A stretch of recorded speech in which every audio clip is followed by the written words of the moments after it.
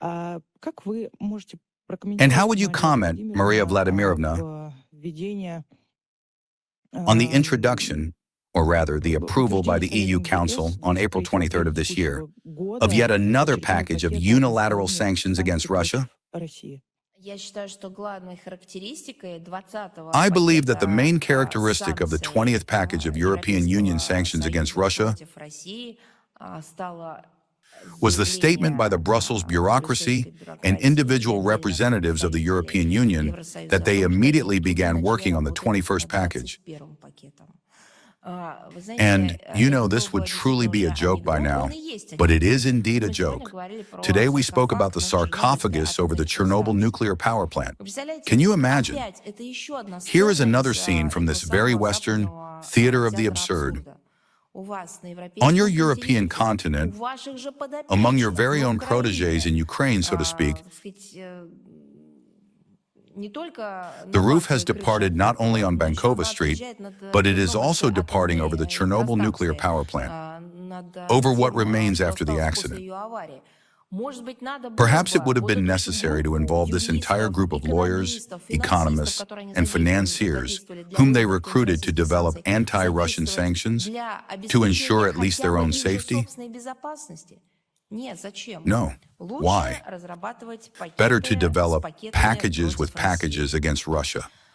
Cynicism, stupidity, criminality, negligence, indifference. Everything that can be used from this synonymous series in this case will fit. They have now placed their main bet on limiting Russia's ability to export hydrocarbon raw materials. That is, the whole world, well, looking at the reports of what is happening in the Middle East, asks the question, where and how to get hydrocarbon raw materials to guarantee themselves in supplies, in development, and finally in heating. But the European Union, as they say, continues to eat the cactus. It's painful, it's scary, there are monstrous consequences. But they set such a goal for themselves and are achieving it themselves, immediately pronouncing every time like a mantra that they will continue to follow the same path in the future. Everything they do, I mean the restriction of Russian exports of hydrocarbon raw materials, is happening in the conditions of a global energy crisis and a keenly felt shortage of affordable resources in most regions of the world. I think that the countries, well, as the Westerners call them, of the Third World, countries which were previously colonies, they are laughing. And they cannot believe their eyes that those states which taught them to be, as it were, civilized, taught them life, business, and economics, are making decisions that are absolutely suicidal for themselves. After all, with such steps, there must be some hidden or obvious, that is, perhaps hidden from common eyes, but obvious to experts. There must be some hidden or obvious ways out of the dead end into which they are driving themselves. But the experts say something else. These hidden resources do not exist. In attempting to further destabilize global energy markets, Brussels is hitting itself, and then they hit, naturally, the developing countries, which are no longer in a position to ensure the purchase of energy resources at artificially inflated prices. And I want to say it again, the European Union itself can also no longer pay triple the price for energy raw materials. That is, now it is not only about the fact that they, while expressing support and concern for developing countries in words, are making things worse for them, but first and foremost, it is already about an existential crisis for the European Union itself. But there is a small nuance. The countries of the European Union have long been accustomed to living in debt. I cited figures today, and these are only today's figures. Perhaps they assume that they will have such an opportunity and, excuse the tautology, that is why they are militarizing, in order to later, as they say, hide all the loose ends in the water. It is difficult to answer this question because all of this looks like total madness. In addition to undermining energy security, this very 20th package of anti-Russian sanctions also naturally threatens food security.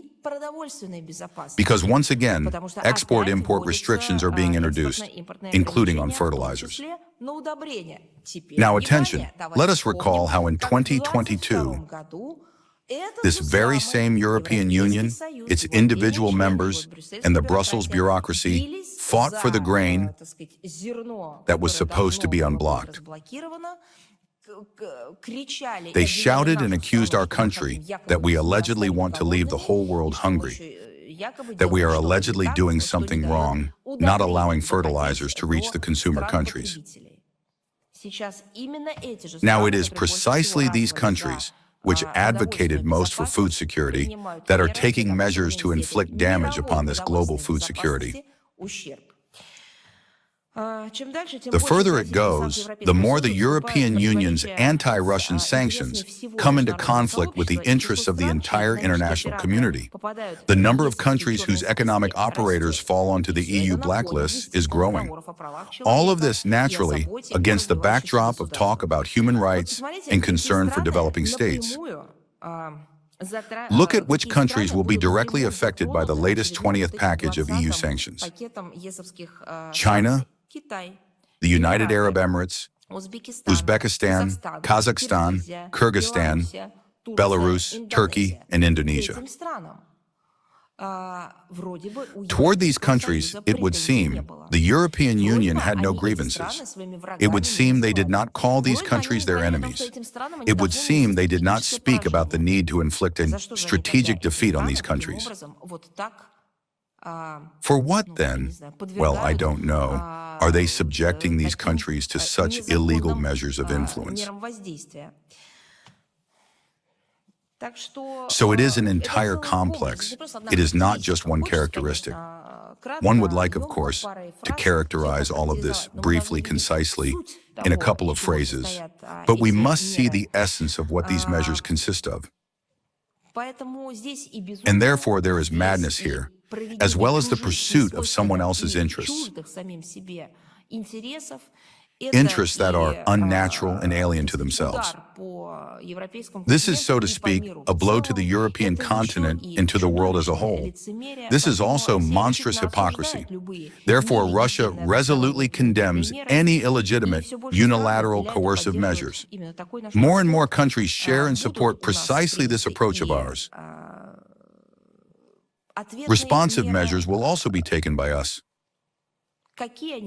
What will they be? They will be tough. They will be developed and implemented in accordance with our interests. Well, once more, I want to say it would be better if they repaired the Chernobyl sarcophagus